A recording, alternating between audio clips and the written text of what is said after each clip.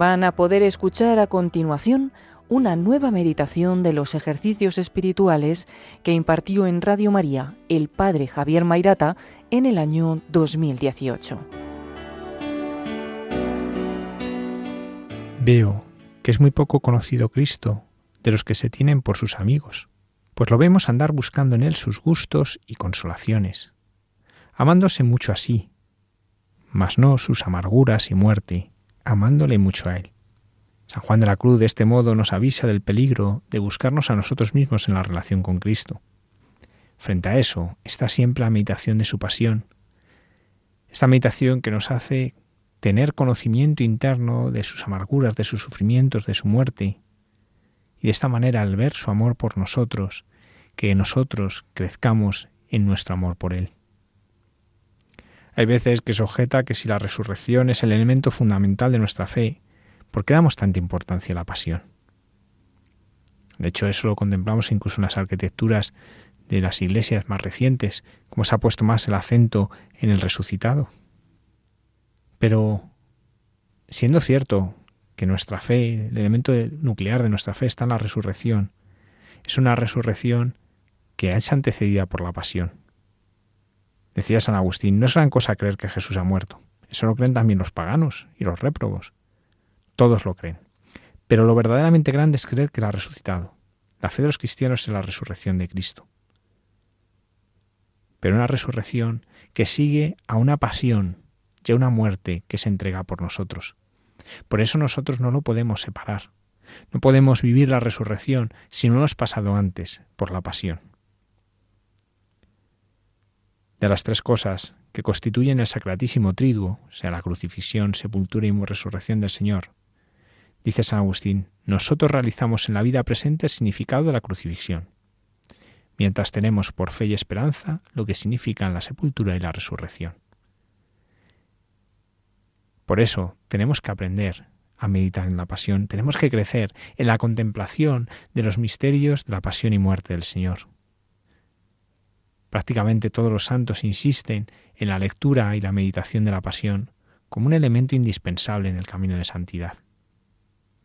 La contemplación de la pasión es una necesidad, no solo en estos días de ejercicios, sino en toda nuestra vida.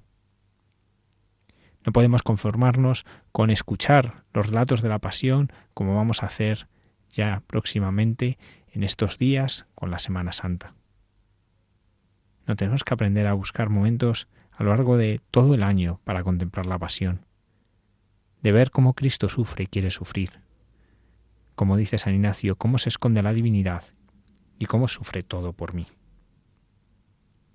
Para contemplar la pasión, San Ignacio nos invita a dar esos pasos habituales de la contemplación, es decir, recordar la historia de lo que vamos a meditar, recordar la historia que puede ser ir leyendo los textos de la pasión.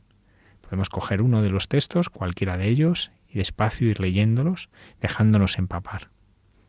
Luego la composición del lugar, ese ponernos ante el Calvario, especialmente si uno ha tenido la dicha y el regalo de estar en Tierra Santa, pues le es más fácil, ¿no? Hacer esa composición del lugar, ponerse en esos lugares que son en los que Cristo vivió su pasión. Y luego hay que pedir la gracia que para nosotros es adentrarnos en la contemplación, viendo lo que Cristo sufre, viendo el dolor de Cristo, pero también tenemos que pedirle que nuestra contemplación nos ayude a participar de su sufrimiento. Y si hay una cosa, dice cómo la divinidad se esconde. ¿Cómo se esconde la divinidad? ¿Cómo parece que ante los ojos no aparece más que un hombre humillado y destrozado? Que parece que Dios se ha escondido, que Dios no tiene nada que ver con ese hombre, pero no es verdad. Tenemos que ver que todo esto sucede por amor a mí. Decía Brown, esta combinación de dolor humano, de apoyo divino y ofrecimiento solitario de sí, ha contribuido mucho a hacer de que los creyentes en Jesús le amen, convirtiéndose en objeto de arte de meditación. Eso es lo que pedimos, el arte de meditar en la pasión, el arte de contemplar el dolor, de ver cómo la divinidad parece que se esconde, sin embargo está ahí, sosteniendo a Cristo, cómo el Padre sostiene a Cristo. Es el arte de meditar, porque es auténtico arte, y un arte al que solamente nos conduce el Espíritu Santo. San Ignacio pide la gracia de dolor con Cristo doloroso, quebranto con Cristo quebrantado, lágrimas, pena interna de tanta pena que Cristo pasó por mí. En este arte de meditar, lo que pide, lo que invita a vivir es esto, de verdad, adentrarnos en la pasión y vivir con los sentimientos de Cristo. Vamos a detenernos en primer lugar en Getsemaní, en esa oración del huerto. Nos cuenta cómo Jesús, después de esa última cena con los discípulos en que instituye la Eucaristía, se pone en camino hacia el huerto. Cuando llega a Getsemaní, deja fuera del recinto del huerto a 8 de los apóstoles y escoge solo a 3 de ellos para que acompañen: Pedro, Santiago y Juan. Ellos son los elegidos para acompañarle en estas horas tan amargas. Ellos que le han acompañado en algunos momentos especiales de la vida de Jesús, ahora son invitados a participar de este momento terrible, pero de este momento a la vez tan consolador para nosotros. Y es que aunque la experiencia de la cruz es para todos, sin embargo elige a algunos para que le acompañen en este momento. La acompañaron a la transfiguración, sí. La acompañaron a la resurrección de la hija de Jairo, sí. Pero eso ha sido preparación para poder estar con Él en este momento. Y esto también sucede en la vida de los cristianos. Todos estamos invitados a cargar con la cruz. Todos estamos invitados a abrazar con la cruz, pero algunos están invitados a participar de una forma especial en su sufrimiento. Y esto es signo de predilección. Hermano, tú que estás enfermo, tú que estás viviendo una enfermedad, míralo así. Eres un predilecto del Señor. El Señor te ha invitado a abrazar la cruz de un modo distinto. Y el Señor, si te abres a Él, te da su gracia para vivir este momento sabiendo que es una cruz en la que está el Señor. Por eso es tan importante que meditemos en Getsemaní, para entender que la cruz no es un castigo, que para nosotros la cruz es signo de predilección de Dios, y que si lo vivimos así experimentamos profundamente la fuerza de Dios. Getsemaní es un lugar impresionante. Lo que significa es la Garda Feit, el lugar donde se tritura la oliva. Y allí lo que vamos a vivir es esto. Vamos a ver el corazón de Cristo triturado. Vemos cómo Jesús empieza a sentir pavor y tristeza. Es algo que los evangelistas nos narran impresionados por lo que se vivió allí. Jesús iba sereno al huerto, tal vez incluso le viesen hasta alegre, pero de repente se apodera de él una angustia indecible, una angustia que va a durar hasta un poco antes del prendimiento, momento en el que vuelve esa serenidad. Los discípulos van a ver esto y van a quedar aterrorizados viendo a Jesús sufrir así. Jesús les dice, les revela lo que le ven. Mi alma está triste hasta la muerte. Y por eso les pide, quedaos aquí y velad conmigo. Y eso es lo que nos invita el Señor en este 6º día de nuestros ejercicios. Velar con Él, estar con Él. No solo recorrer con Él el camino de la pasión y muerte, sino estar con Él en el huerto. Un momento en el que el Señor nos dice, cayó el rostro en tierra, lloraba.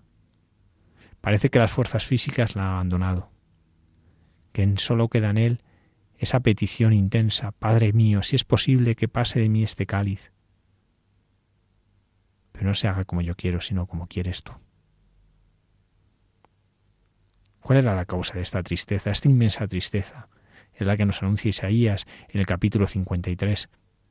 Hoy es un buen momento también, y si no en estos días de la Semana Santa, para meditar en lo que llamamos los cánticos del siervo de Isaías, esos 4 cánticos del siervo, en que se nos va anunciando, mostrando y ayudándonos a entender los sentimientos profundos de Cristo en la pasión. Ahí, por ejemplo, en el capítulo 53, en el versículo 6, dice, el Señor cargó sobre Él todos nuestros crímenes. Cargó sobre Él todos nuestros crímenes. Cristo comienza a sentir esa tristeza, esa angustia, no solo por temor a los tormentos que le esperan, sino porque ya está experimentando el peso de todo crimen, de todo pecado. Al cargar con el peso del pecado de la humanidad es lo que está oprimiendo el corazón de Cristo, está torturando el corazón humano de Jesús. Jesús toma los pecados, se solidariza con los hombres asumiendo sus culpas y todo esto por amor. Él, que nunca jamás cometió pecado, ha cargado con todo pecado. Sobre su corazón lleno de amor al Padre ha caído todo el pecado del mundo. Y también asume esas consecuencias del pecado como es el alejamiento de Dios, experimentar la lejanía de Dios, el abandono de Dios. No porque Dios abandone, que Él nunca nos abandona, sino porque el pecado es esto, es nuestro abandono de Dios. Y eso lo va a experimentar Jesús en todo su dramatismo. Pero ahí también vemos cómo el Señor le va a confortar, cómo va a estar con Él. En esta contemplación se nos invita a ponernos ahí, ante el Señor, abrumado por el peso de nuestros pecados, cómo por amor ha cargado con todo mi pecado. Y cómo Él nos echa atrás. Pese al peso agobiante de la inmensidad de los pecados del hombre, Jesús nos echa atrás. Aquí también aparece el tentador. El tentador aparece en este momento de profunda debilidad. Y lo que le invita seguramente es a buscar una forma de huir de su misión. A ser un Mesías triunfante y glorioso, no el Mesías que carga con la cruz. Él le muestra que es mejor abandonar el camino de la cruz y hacer las cosas como los hombres quieren. También insinuaría, Dios no te quiere si está permitiendo eso. Si es que lo vamos a escuchar en la pasión, lo vamos a escuchar a través de la boca de tantos que al pie de la cruz están diciendo esto. Están mostrándole esto. Es el tentador que quiere apartar a Jesús de su camino. Y eso nos sucede a nosotros también. También en la cruz aparece el tentador que nos invita a bajarnos de la cruz, que nos invita a huir por otros caminos de la voluntad de Dios. También a veces escuchamos, Dios no te quiere si permite esto que está sucediendo. Y Jesús vence la tentación sumergiéndose en la oración con el Padre. Y en este sumergirse está venciendo a la tentación también en nosotros. En tu enfermedad, hermano, seguro que has experimentado la tentación. También has experimentado el deseo de bajarte de esta cruz. Pero has encontrado refugio en el Señor, has encontrado fortaleza. Y no lo olvides nunca, si aparece el tentador que te está diciendo el Señor no te quiere, o si te hace pensar que esto es el castigo, dile que no y refúgiate en el Señor. Hazte fuerte en la palabra de Dios. No olvides que Jesús no te va a abandonar. Vamos a detenernos en la palabra agonía, que es dicha de Jesús en Getsemaní. Que hay que entenderla no como entendemos la agonía, como lo último antes de la muerte. Se combate antes de la muerte. La agonía en sentido originario es lucha, es combate, es fatiga. Y es que a veces la oración tiene este aspecto de combate, de fatiga, de agonía. No estoy aquí hablando de cuando nos distraemos en la oración, eso es otra cosa, ¿no? O la pereza para rezar. No, estamos hablando cuando la oración se convierte en una agonía en el sentido de una lucha con nosotros mismos, pero sobre todo se convierte en lucha con Dios. Cuando Dios está pidiendo algo que nosotros rechazamos, que nuestra naturaleza rechaza, no quiere darle. Esa lucha cuando la acción de Dios es incomprensible, cuando no entiendo nada, cuando todo me desconcierta, cuando siento desgarrarse el corazón porque parece que Dios hace algo que no entiendo, que me está quitando la vida. Eso es agonía. Eso es agonía. Y podemos irnos a otro pasaje de la palabra de Dios en que vemos esta lucha con Dios en la oración. Y de este modo comparar como en esta escena del Antiguo Testamento, de Génesis 32, 23, 33, que es el combate de Jacob con Dios, compararlo con cómo es la agonía de Cristo en Getsemaní. Es muy parecido a la composición del lugar, porque el combate de Jacob se desarrolla de noche, al otro lado de un vado, el de Yabok. Igualmente, vemos cómo la agonía de Jesús es de noche, en este caso al otro lado del torrente de Cedrón. Jacob ha alejado de sí a los esclavos, a las esposas, los hijos, se ha quedado solo, igual que Jesús, ya que sus discípulos están un poco a distancia. ¿Pero por qué luchaba Jacob con Dios?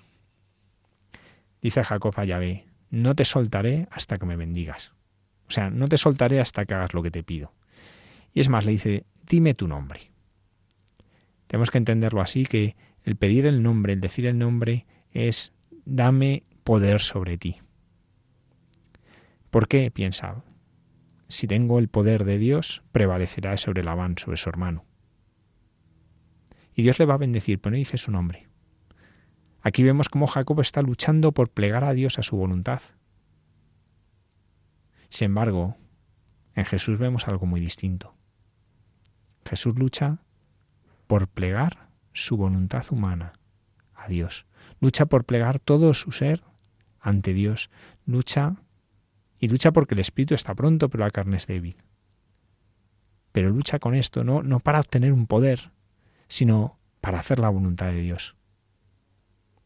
¿Y a quién me parezco yo? ¿A quién me parezco? ¿A Jacob o a Jesús? Y nos parecemos a Jacob, al hombre del Antiguo Testamento, cuando en la oración lo que luchamos es para que Dios cambie su decisión, para que Dios haga su voluntad. Que más que cambiar nosotros, buscamos que cambie Dios. En vez de aceptar la cruz, queremos que nos la quite.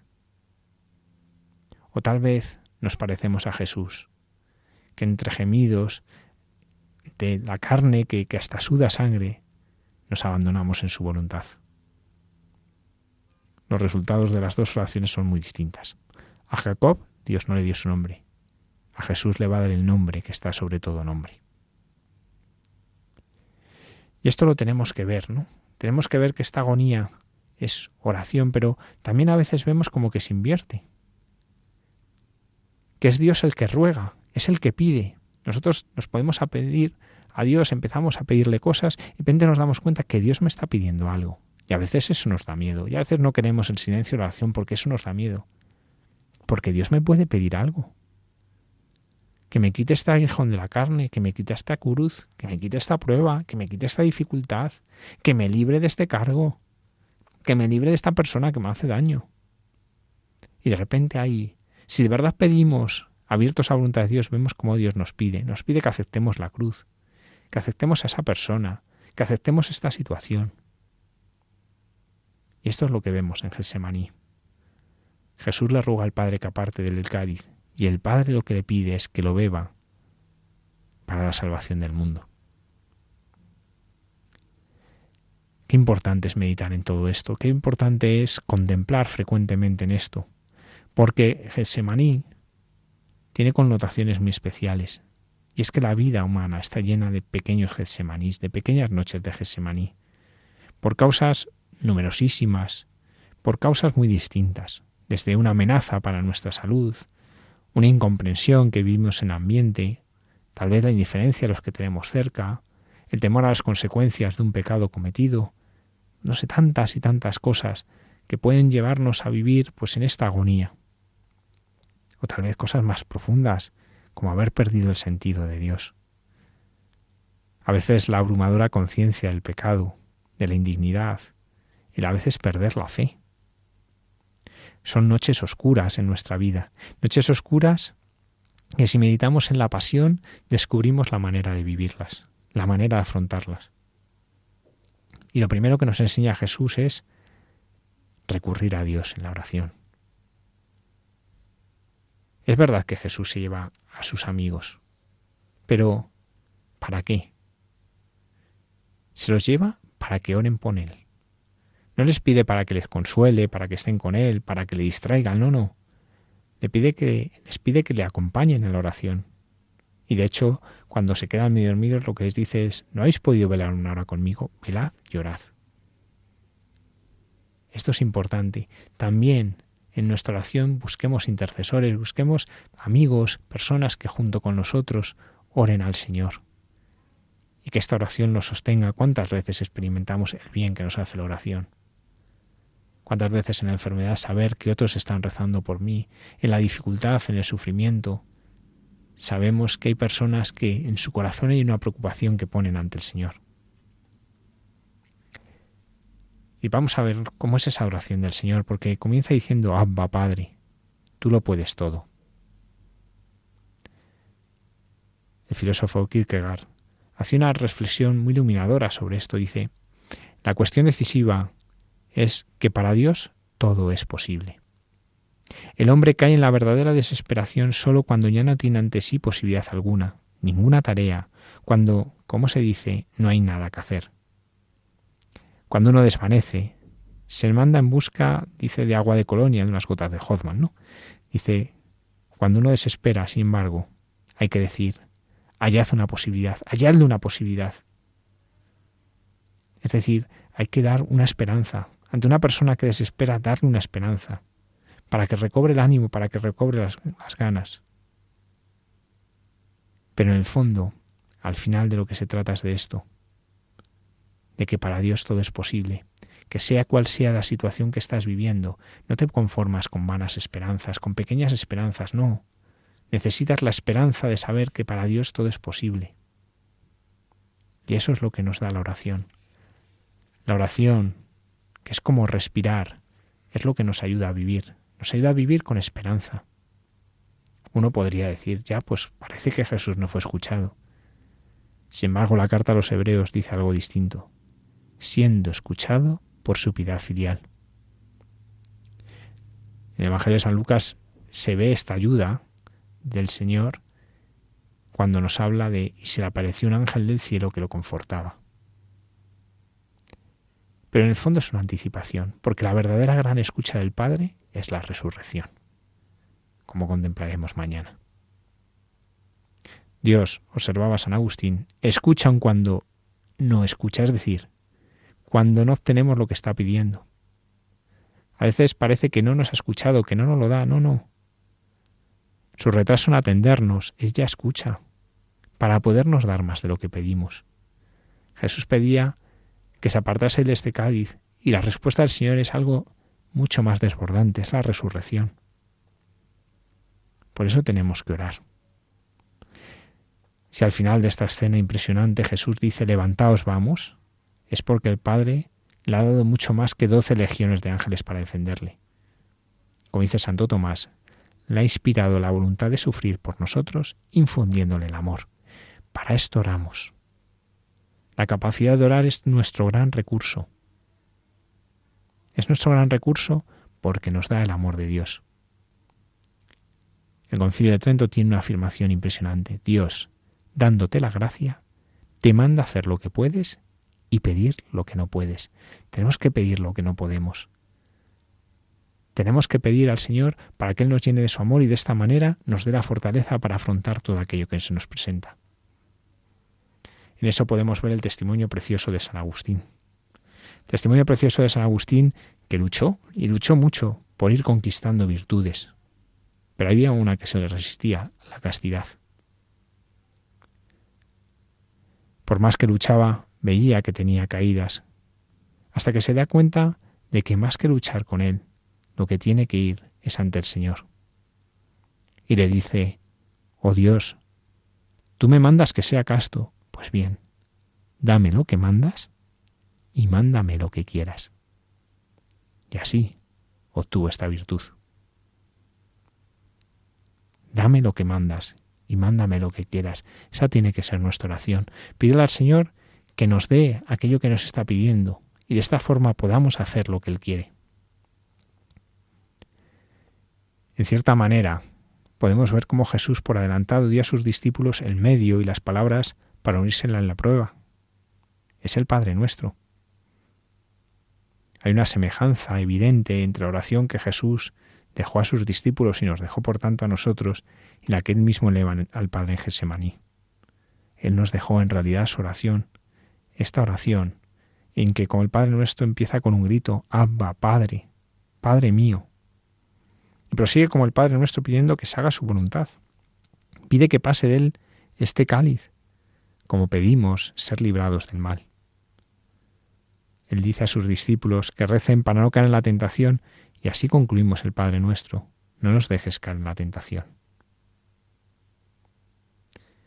Qué consuelo más grande saber que en la hora de la prueba, de la oscuridad, el Espíritu Santo sigue en nosotros la oración de Jesús en Getsemaní. que los gemidos inenarrables con que el Espíritu intercede por nosotros, en esos momentos llegan al Padre, entreverados con los ruegos y súplicas que con gritos y con lágrimas presentó Jesús al Padre en aquella hora. Getsemaní nos ayuda a entender la pasión porque en Getsemaní vemos todo el dolor y el sufrimiento, pero sobre todo vemos ese dolor que es moral, que es el cargar con los pecados, el experimentar su corazón aplastado. Por eso en nuestra oración de hoy tenemos que pedir al Señor entrar en el misterio del dolor de su corazón, entrar en la intimidad de su corazón y vivir con sus sentimientos. Y también le pedimos ser fuertes en la oración, velar con Él, estar con Él, no apartarnos de Él. Lo importante es estar con Él ahora, de estar con Él en Getsemaní y aprender con Él a vivir en Getsemaní, a vivir el dolor, el sufrimiento en la oración y la súplica al Padre.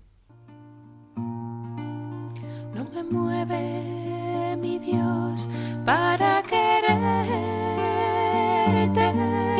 el cielo que me tienes prometido, ni me mueve el infierno tan temido para dejar por eso de ofender.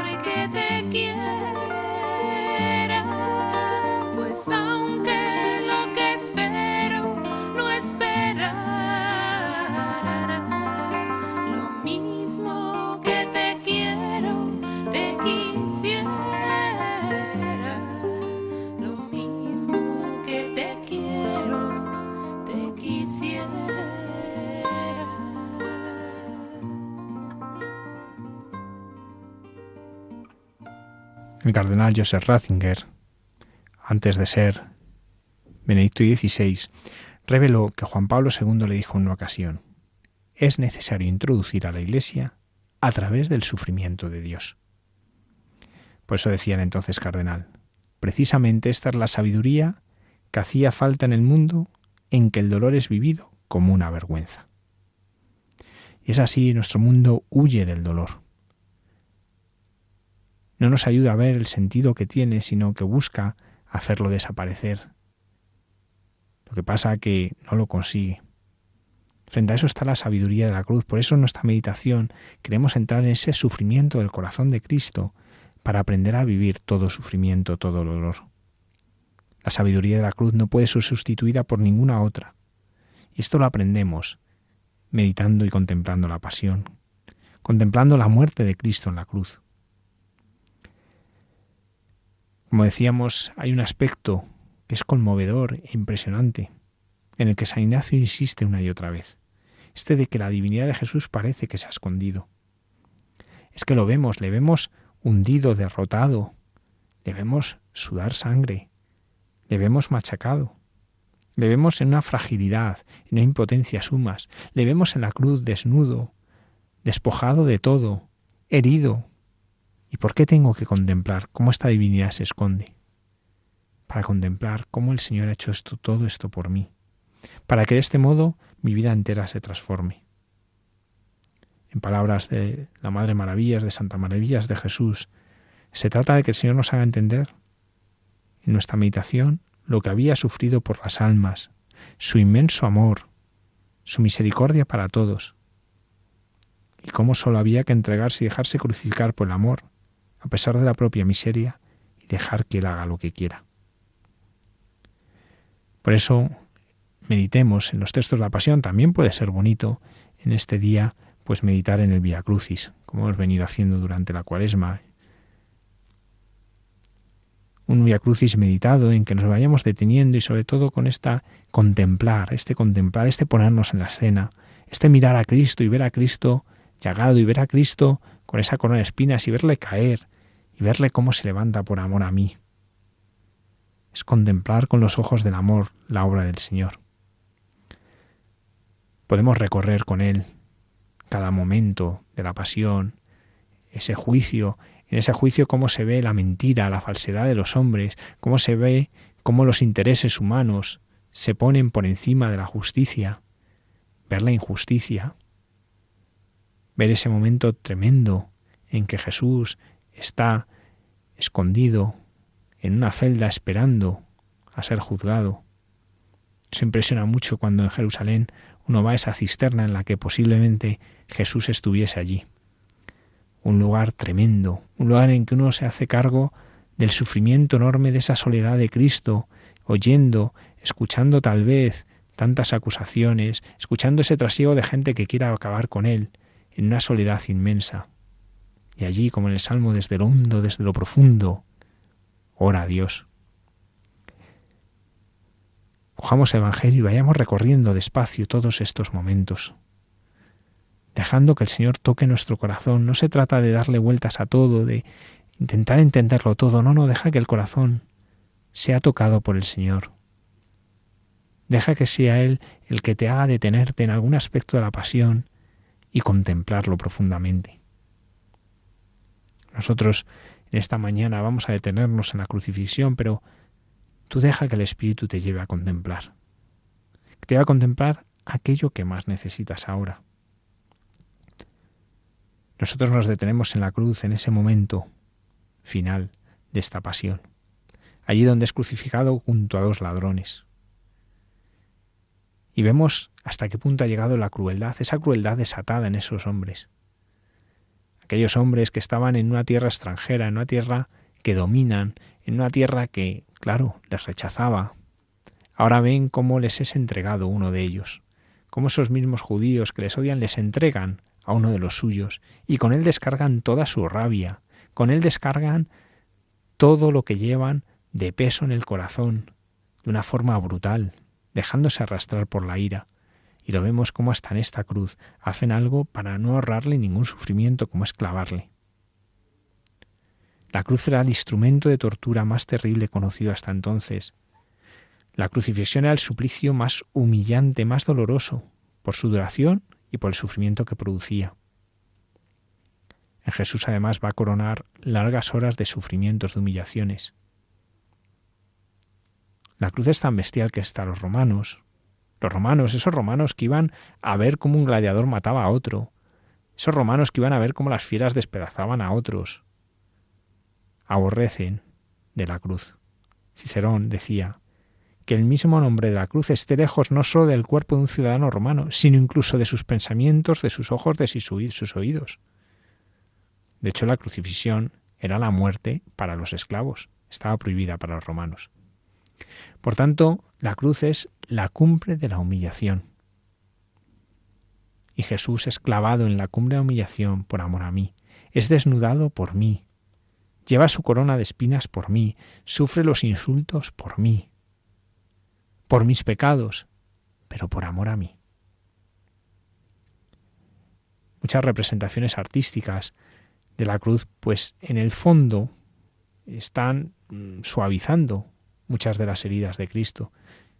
Es impresionante el Santísimo Cristo de la Universidad de Córdoba, obra de Miñarro, en que ha plasmado cada herida tal como aparece en la sábana santa. Es una imagen que nos hace entender todo el sufrimiento físico de Cristo en la pasión. Un sufrimiento físico tan grande que no nos podemos explicar cómo su cuerpo lo pudo soportar. Pero un sufrimiento físico que es expresión de un sufrimiento todavía más grande, que es experimentar todo el peso de la cruz, todo el peso de los pecados, todo el peso del sufrimiento de los hombres por rechazar a Dios. La cruz era humillante, era cruel, pero es que además aquí vemos algo, que los dirigentes judíos, que lógicamente abominaban de este castigo, buscan algo, buscan que la gente contemple a un maldito, porque dice la palabra de Dios, maldito el que cuelga de un madero. Por eso no buscan solo humillar a Jesús, sino ante todo el pueblo mostrar que su vida es una falsedad, que la pretensión de que es hijo de Dios es falsa, que ante Dios es un maldito. Por eso los sumos sacerdotes se regodean de que Jesús penda en el madero entre dos malhechores, para que a todos les quede claro esto es un malhechor. Sin embargo, el plan divino está por encima de todo esto. La crucifixión, que es fruto del odio, de la maldad, de querer que se le cuente a los malhechores, hace que se cumpla la Escritura. Fue contado entre los malhechores. Jesús da su vida en rescate por todos, como un malhechor, carga con nuestros pecados, carga con todo, por amor a nosotros. Ha sido contado entre malhechores porque ha querido asumir esta humillación por amor a mí. Jesús es contado no solo entre los ladrones, es contado entre los malditos por amor a mí. En un ambiente además lleno de burlas, de blasfemias. Tú que ibas a destruir el templo, tú que ibas a salvar a otros y no te puedes salvar. Sálvate a ti mismo si eres hijo de Dios y baja de la cruz. Incluso citan la palabra de Dios, eso es terrible. Confió en Yahvé, pues que Él le libre, que le salve, puesto que le ama, como dice el Salmo 22.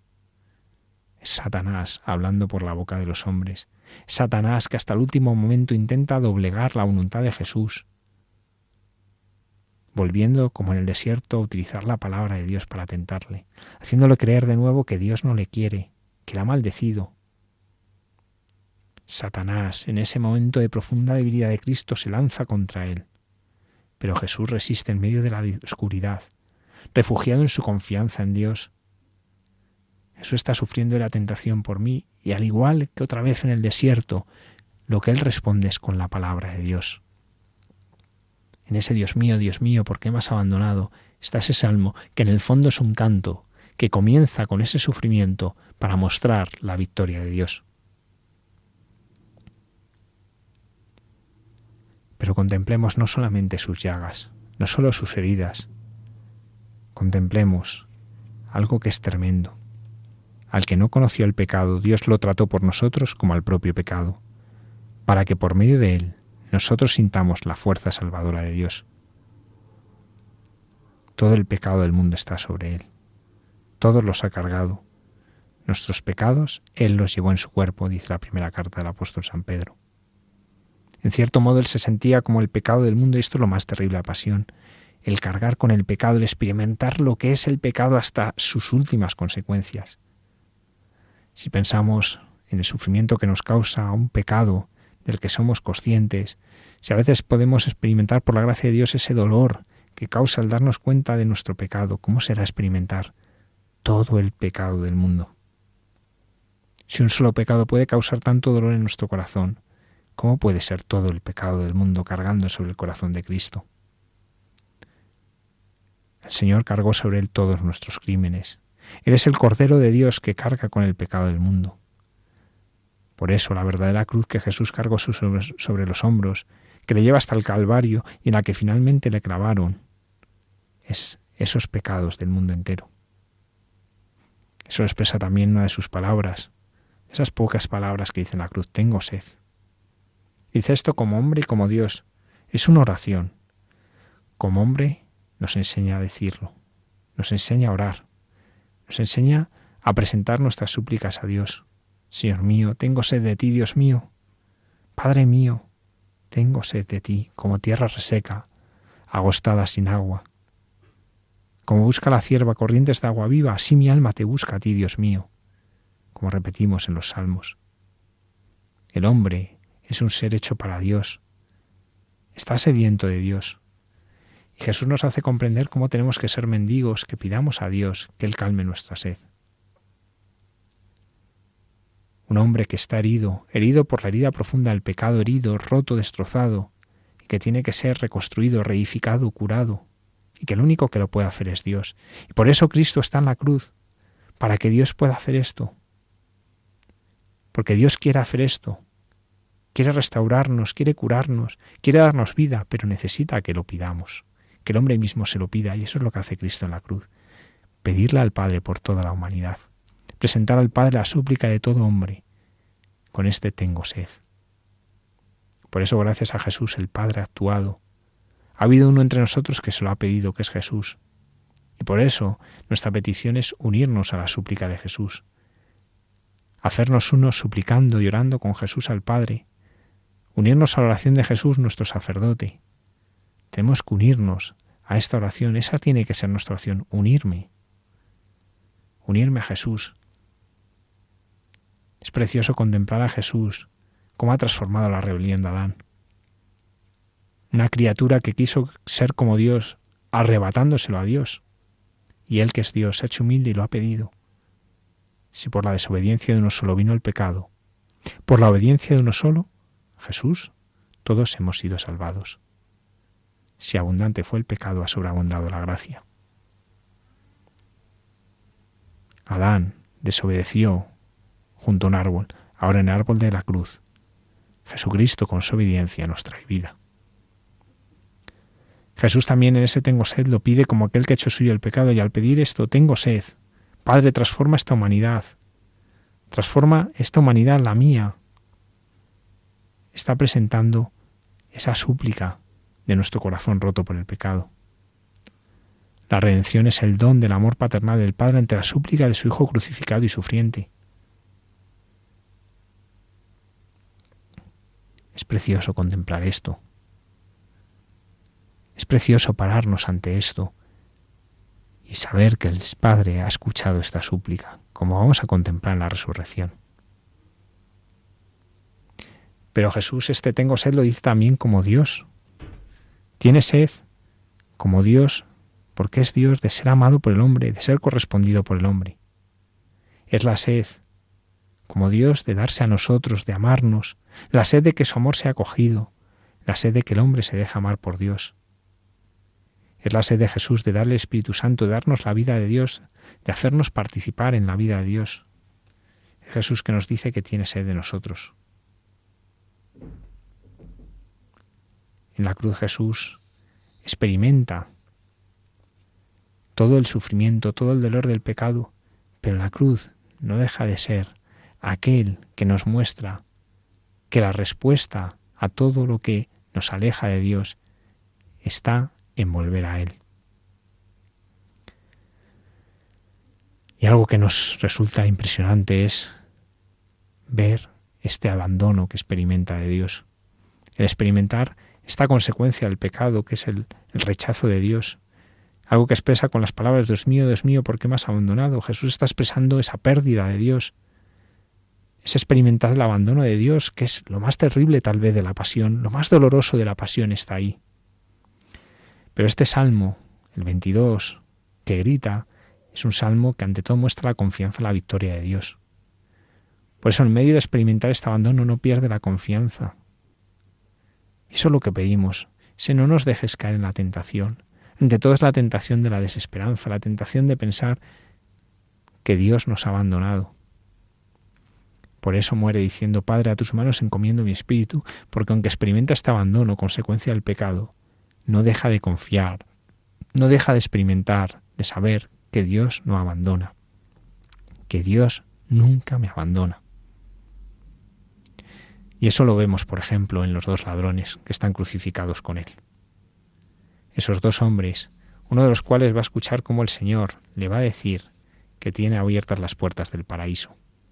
Ese hombre en la cruz, abandonado de todo, en las puertas de la muerte, sabe que ha sido salvado por aquel que le ha mirado con misericordia. Aquel hombre se ha dejado traspasar por la misericordia del Señor.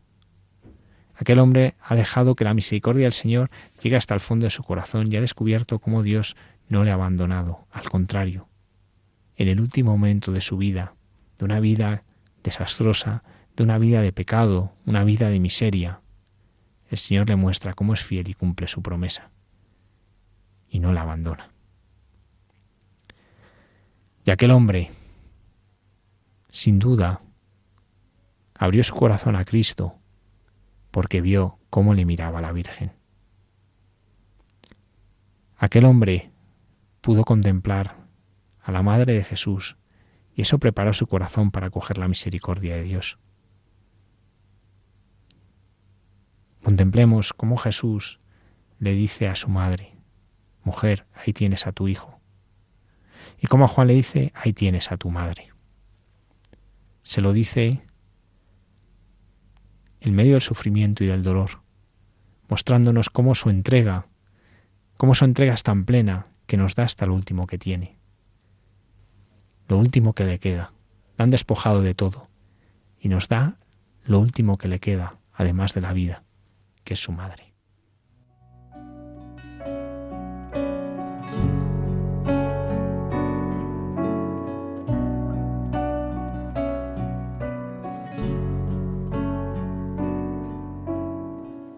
Si se acaba el vino en tu vida hoy, ahí tienes a tu madre. Si solo hay tinajas pero no hay amor, ahí tienes a tu madre.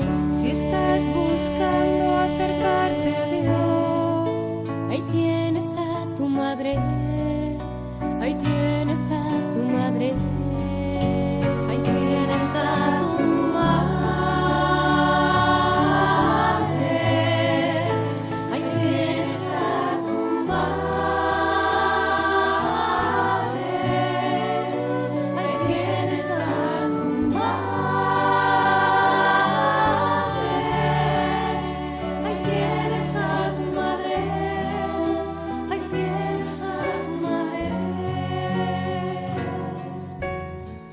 Si no sabes cómo hacer una oración, ahí tienes a tu madre. si la cruz te pesa para caminar, ahí tienes a tu madre. si no hay Pentecostés en tu corazón, ahí tienes a tu madre. Ahí tienes a tu madre.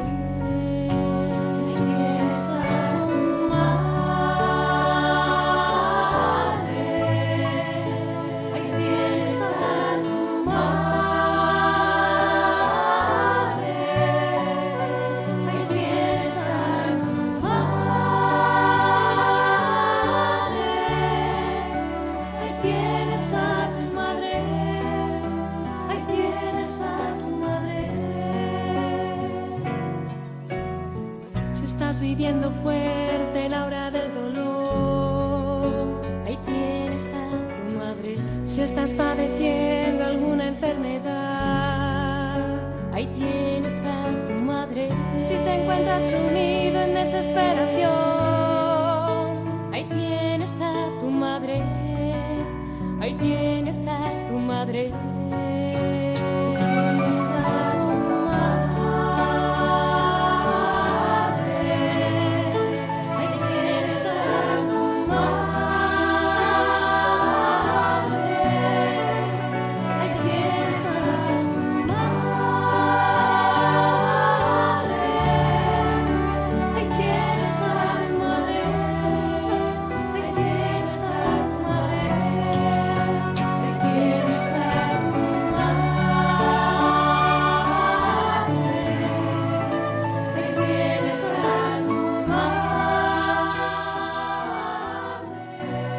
Ahí tienes a tu madre.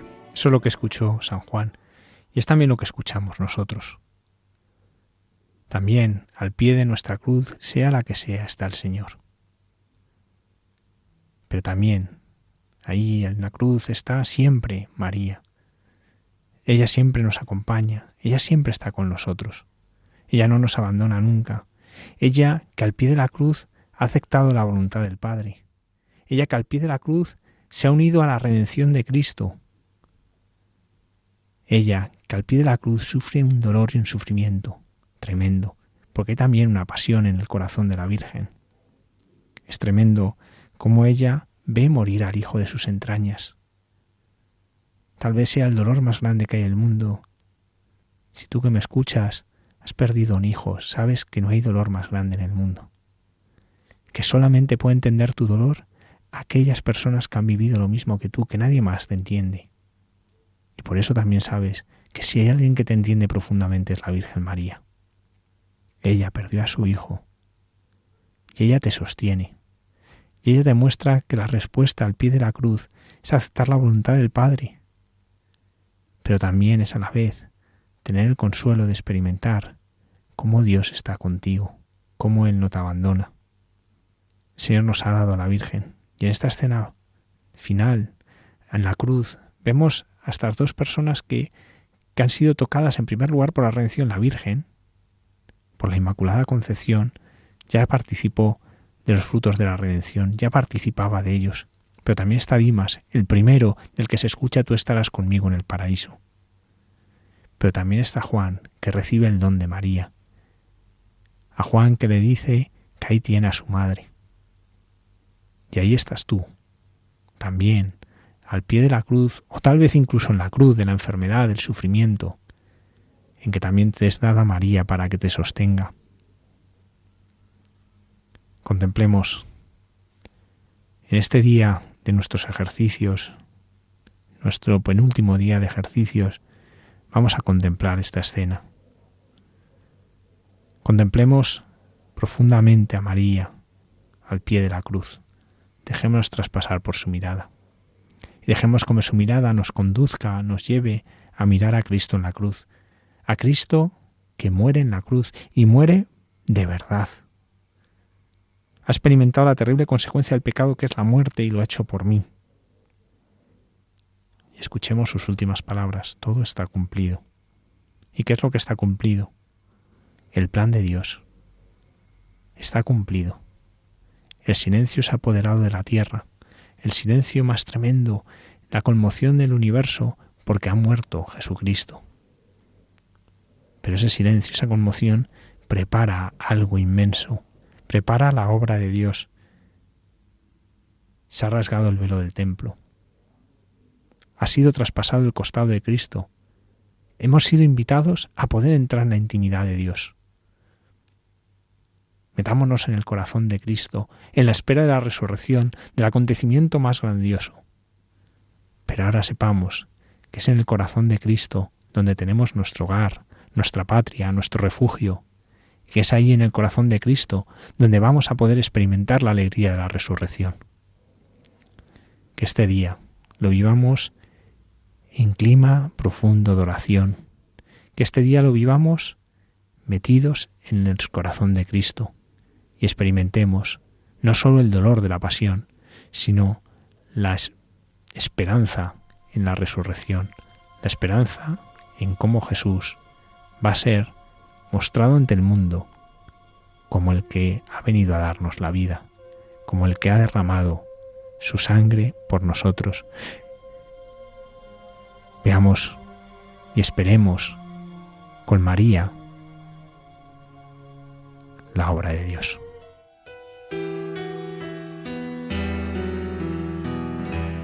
Acaban de escuchar otra de las meditaciones de los ejercicios espirituales que impartió en Radio María el padre Javier Mairata en el año 2018. Pueden volver a escuchar estas meditaciones en el podcast de Radio María. Después, a lo largo del día, les seguimos ofreciendo otras diversas tandas de ejercicios espirituales, a las 11 de la mañana, las 6 de la tarde y las 11 de la noche, todas ellas en hora peninsular.